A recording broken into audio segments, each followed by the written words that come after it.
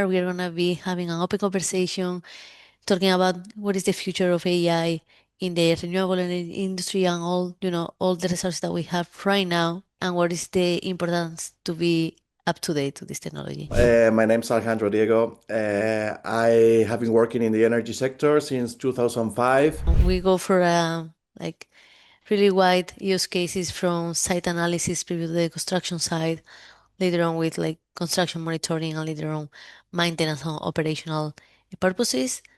Yeah, but I'm really excited to be part to manage this webinar and to be able to talk about the new updates and the trends that we have.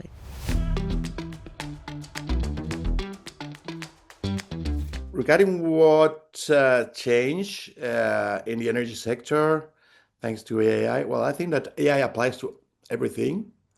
And I think there is an important thing, and it's a start point, that is that AI is energy demanding sector, very, very, very demanding sector.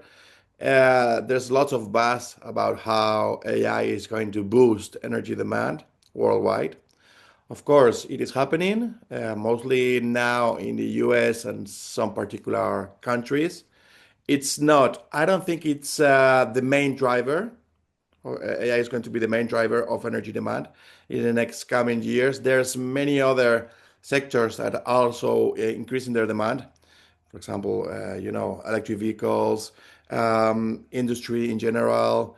Those sectors, I think that each one of them some of them add more energy demand even than AI. But on the other hand, it's very interesting to see a particular pattern that I'm seeing, that it's we will talk about this during the seminar. But what I say is that it's a kind of chicken and egg situation. It's like a loop, like a feedback loop, where energy demand increases, where AI increases the performance of energy generation, and AI can demand more generation, cheaper and cleaner. Okay, so this is a very interesting chicken and egg situation. That is what we are seeing now. How increasing demand can also help the development of AI and the development of new solutions that have been found thanks to AI. Okay. And for example, regarding, as you said, where do I see the AI reshaping these energy renewable projects? Mostly, I think that it's about pattern recognition, I would say. Mhm. It's very helpful to recognize patterns. AI is very useful to that. You add, any document to ChatGPT, and you ask him, okay, do you find a particular pattern or something that you can tell me about this data? And probably they will give you some answer, some recognizable answer that otherwise you will need some analyst or lots of people analyzing all the data together, and it will take many time and it will be much more expensive, right? Yeah, I think that it's changing from reactive point of view to a Correct. predictive point of view. You know what I mean? Correct. Like before it was like you have to go to the field, you have to get information from the ground, and now it's like you can get information for a lot of resources that are like more in the cloud, and use all that information to build a proper insight about a specific asset, for example. And Correct. it's In something that this is case, changed. what you do in imageries is a clear example of application of AI. AI using this, let's say, Internet of Things or detectors that we have everywhere. In this case, you are using satellite imagery. It's great. Satellites 20 years ago, satellite image were incredibly expensive. Now everyone can buy some, very update photographs from Mhm. satellites. We have many satellites. You can detect technology. I mean, thermal patterns. You can find meteorological patterns, all kind of information, and you can use this technology together with AI and find patterns on real time. That's what you say, Angela, that before we had to have lots of technicians going to the field, or perhaps lots of people surveying lots of data. But Mhm. now you can use this data gathered from, I don't know, sensors or the satellite IoT. imagery and so on, or even drones. that are Yeah. also very helpful in this sense. And you can reduce a lot of time on processing, analyzing, and getting conclusions from your for your plant optimization and operation, right? So this can reduce, if it can reduce just a small percentage of the time you used before, or a small percentage of the price you used to pay for maintenance before, in a 20-25 year long term of lifetime of a PV plant or a wind power plant, it's a lot of money. Yeah. And this small reduction means many thousands of euros or dollars. Okay. Mhm. Where do you see that AI can have more impact? In which phase of the project? Like from the early stage processes, or Mhm. in the maintenance and operational stuff? Well, in the early stage, I think it's more about, for example, this very interesting digital twins use that you can, if you are promoting, developing, or designing a plant and you need to optimize the design, digital twins is a very interesting way to assess how much your plant is going to produce with some accuracy. Of course, it will depend in the end of the data you are providing. If you are providing good data and reliable data on, you know, meteorological, sun conditions, um, Yeah, even, topography information, correct, topographic radiation, information, yeah, optical humidity, all assets those around it, all the environmental stuff. all this stuff, but it's lots of stuff that you add it together and you can analyze shorter and more accurately, probably. So in the end, for this part, I think it's useful, but it's not. I mean, of course, it's useful, but I don't think it's so much disrupting now. I mean, you can have some little variations, but in the end, there's also going to be some patterns in the future that you don't forecast because it's impossible to forecast everything, right? So you can reduce probably this uncertainty with these digital twins or these simulators. You can reduce so much sensitivity and probably increase some of the accuracy. This is very helpful to, for example, go to a bank and say, okay, this is my model. This is what I predicted, and I think it's more accurate than some models we had some years ago. Yeah, And probably the bank is going to give you the financing with better easier. conditions than if you had some, I don't know, traditional technology or more, I don't know, other kind of I was thinking about the maturity of the country, of the area that we are talking about, because for example here in Spain or Mediterranean countries where we have like an extensive PV portfolio already, correct. and Hmm. there is going to be like key the operational and maintenance part, and they're going to save a lot of money and a lot of resources if they use AI in the correct way, combining this data that you mentioned before, like IoT, drones, and also satellite data. I think for them, they're going to be key to have these AI tools to be able to do it in Correct. a easy way. But there are emerging markets, talking about renewables, that analyzing the land choose the right location uh, to locate their assets is gonna be key also Hmm. for them, because I don't know, as we are in a country where renewables are really powerful. Yeah, we are already looking at the maintenance part, no, and looking at how we are gonna get the most of our out of the current plan that we have. But looking at other countries, like for example, I don't know, Mexico or Brazil or the Correct. States, even where solar plants are even bigger, and the location is like even more difficult to analyze because of the open data that they have, or because of the a huge amount of square kilometers that they are using for locating the solar plants. I think it's going to be Hmm. key also to use AI geolocated data to analyze Hmm. those location beforehand. Sure. I mean, there are many countries without very poor geographical and geological data, and having some imagery, with satellites or drones or anything can be sometimes is their only source of information, or you have a very poor topographical information or outdated information, Hmm. and to have up-to-date information and analyzed with AI I think it's very useful for developers. Sure. I mean, Yeah. this is a very important application. Spain and Europe in general, we have very good topographical, geological data for many years, many more than 20, 30 years. And also like wind power resource, we have been monitoring this for many years. And of course, I think that it's interesting to use the AI to analyze those data also.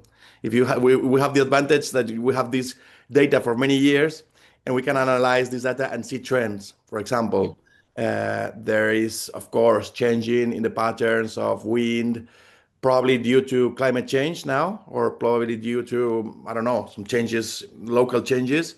And having this data analyzing with AI and seeing how it's going to change can tell us, okay, in the future, probably you're going to have less resource here, less wind resource, or more wind resource, or less solar resource, or more wind resource, or perhaps your ground is going to be flooded more oftenly, Yeah. more often.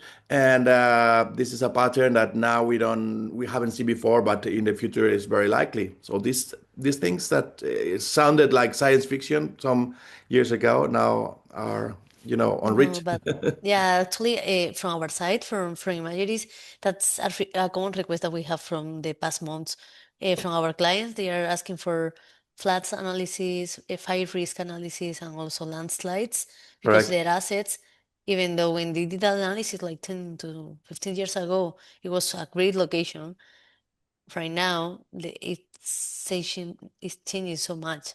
Um, Now we are including those kind of risk analysis, like for example, fires, floods, like landslides, using also satellite imagery and also historical information because we have, all the historical information from it. We can combine this with the current status of the land, of the vegetation, of the weather data. I mean, we are combining all of them to give them the right answer because they need to do predictive predictive analysis That's really interesting. I mean, for example, some years ago, if you had for I don't know for a wind plant, you have a site with good resource, wind resource, it meant more money. But now some places and some plants, if they have extreme winds, and like over I don't know if it's 130 kilometers per hour or something like this, they have to stop. And we have seen it some 1 month ago here in Spain and Portugal that many plants had to stop, and there was a problem in the grid due to that. And I don't know if in the sorry in a previous forecast when they design those projects, they really took into account this probability, this likability that some part of your time in your future time, your windmills can be stopped due to extreme winds or extreme weather phenomenons that maybe they were not forecasted before.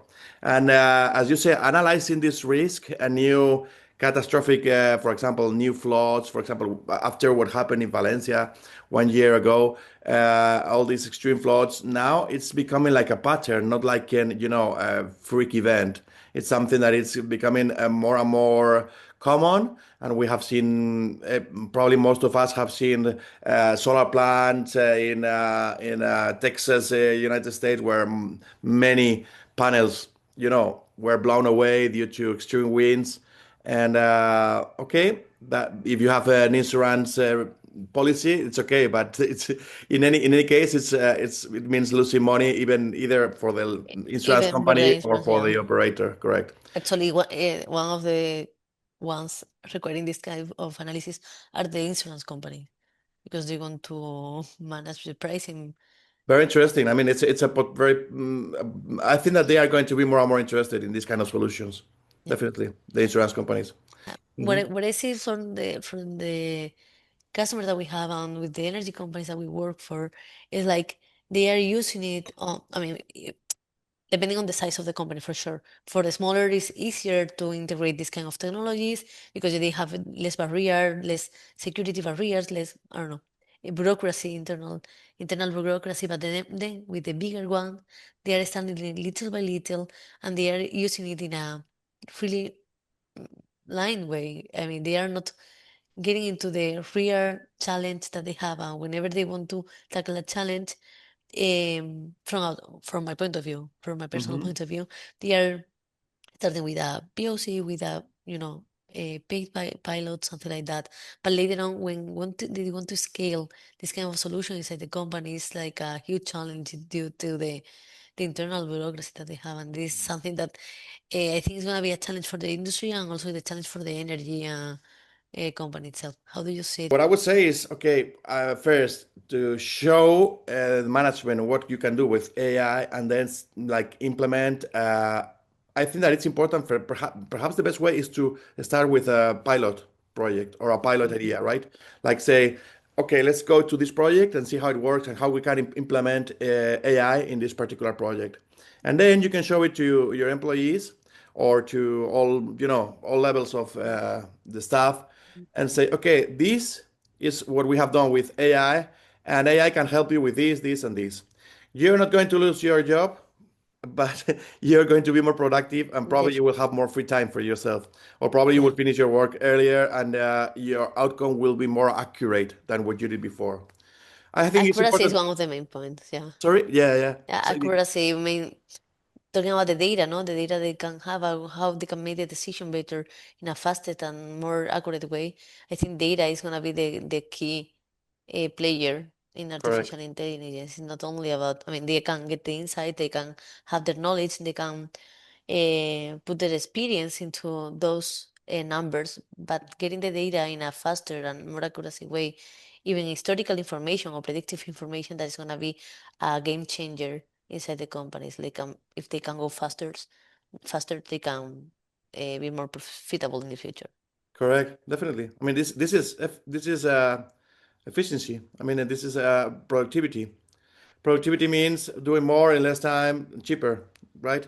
And AI can do that. But I mean that it's not you're going to do more and cheaper.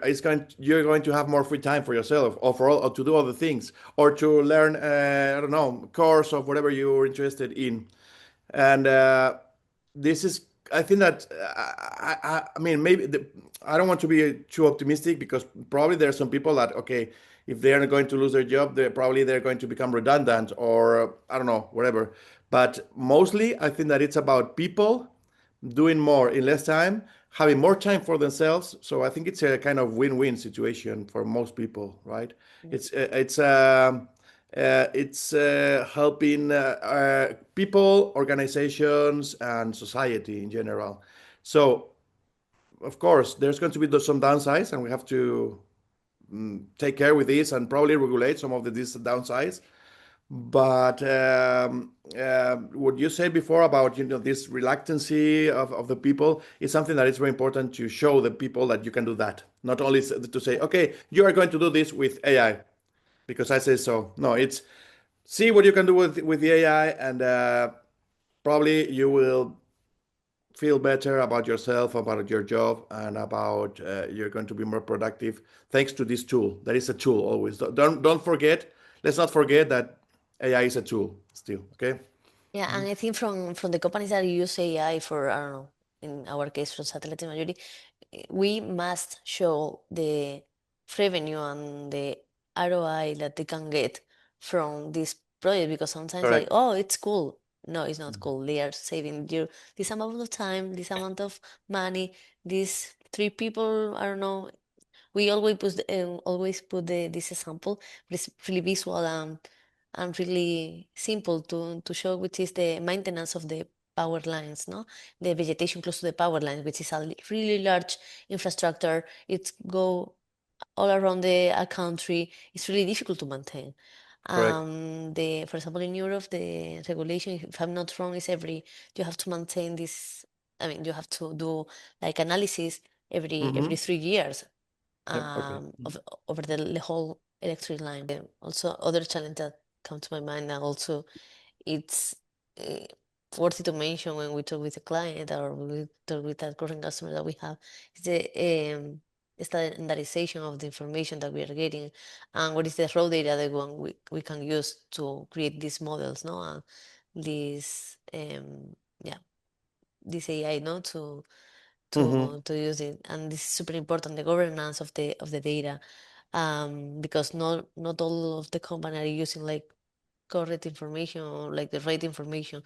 They not because of they don't want to, it's because they are using, I don't know, super outdated information, um, and the models that they are creating are not good enough for the purposes, no? And here is super important, I think, to get renewable energies company involved in these processes, not only IPPs or the owners itself. Yeah, it's like Hmm. also the whole chain, no? Developers, EPCs, engineering firms, the whole in banking, insurance, all the spectrum to be able to go for it. And I think from at least from the Spanish government, they are launching this espacio de datos project where we're gonna Hmm. be able to um, share information and to be more competitive in that way to to create these Yeah. models. I think that's Yeah. another good point that I don't know in other parts of Europe, to be honest. That it's come from the European Union, but I don't know how many countries they are developing it. But from Spain, we are doing a lot of those works on espacio de Sure. datos. Yeah. I mean, in the end, AI can provide you some insights or trends or analysis of whatever you add. I mean, if you add them bad data, they are going to provide probably bad trends or bad uh, outcome. Uh, Having I mean, good curated data, of course, and reliable sources, it's always been important. I mean, I work a lot in social media, and I see many people providing data that they confirm their biases, or that they use this data just for particular idea, or to confirm their ideas, or I don't know, in an interested way. Uh, it's a risk, because you can almost reach to any conclusions if you provide the necessary data, not the good data, the necessary data for your outcome. So in the end, having like this idea of a bank database of let's say curated data, that some reliable sources say, okay, these data are good, or these data have been confirmed in a series of projects or studies or whatever. You can use this data because this is open source, reliable information. Of course, it will provide more insights more accuracy to your project, and it will be more, let's say, reliable information. And I think that there's lots to do in this regards. There's lots to do. The Zoom meeting is gonna close in 3 minutes, so I don't know if you want to add something as a recap, Alejandro. Well, I mean, in general, I think that you are in a very thrilling situation. I mean, it's your area of work is really, I mean, it's very interesting to see what you're going to do, and what you're going to find out thanks to AI and this new imagery and new tools we have from satellites, from drones. We have also, small, big drones, all kind of drones that can fly like in a balloon and so on. And I think that there is a wall of possibilities coming in there, and I am really interested, looking forward to see what's coming from from this innovation, because in the end, it can make energy projects more reliable, let's say cheaper, with less capex investment and better returns for investors. So in the end, it's going to mean more clean energy for, in a moment where the demand is increasing globally. And there is also this geopolitical moment we are right now in, where energy independence is becoming crucial. So having the possibility not only to have more energy, but local provided cleaner energy, is becoming a matter of almost, let's say, survival for the country. So say survival, or at least, energy independence and strategical independence. There is also this trend that we didn't talk much about in this meeting, about storage and batteries and so Yeah. on, and how your technology could potentially help, I don't know, to improve efficiency and reliability of the battery storage projects. Also, I think that climate is important for those projects and good information. But in general, I think that the prospects for such services as yours are definitely, very, very interesting. Mhm. Thank you so much for Alejandro. I subscribe 100% all your words. And I want to thank you also the participant of this webinar. I think after this one, we will create another one talking about what we do at the imagery, because I think that there are a lot of questions based on satellite imagery and so on. So we can repeat another one based on satellite imagery for the renewable energy industry. Thank you so Okay. much. Thank you so much, Yes. Angela. That's great. Bye. Thank you. Thank you.